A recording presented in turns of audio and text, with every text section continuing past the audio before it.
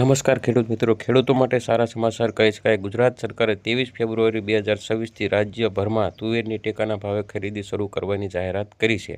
આશરે 130 ખરીદ કેન્દ્રો પર ખરીદી થશે અને 1.33 લાખથી વધુ ખેડૂતોએ નોંધણી કરાવી છે.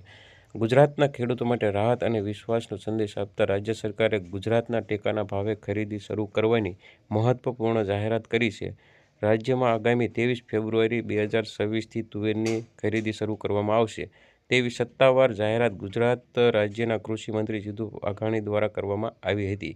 આ નિર્ણય મુખ્યમંત્રી ભૂપેન્દ્રભાઈ પટેલના અધ્યક્ષસ્થાને મળેલી રાજ્ય મંત્રીમંડળની બેઠકમાં લેવામાં આવ્યો હતો.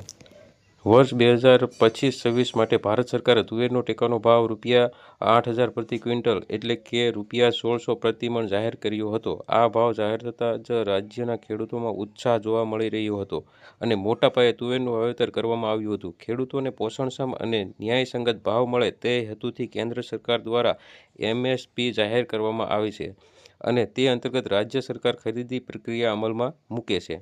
રાજ્યના કુલ 1.33 લાખથી વધુ ખેડૂતોએ તુવેરના ટેકાના ભાવ માટે વેચાણ માટે નોંધણી કરાવી છે અને નોંધણી કરાવનાર દરેક ખેડૂતને SMS દ્વારા ખરીદીની તારીખ અને ખરીદ કેન્દ્ર અંગે અગાઉથી જાણ કરવામાં આવશે.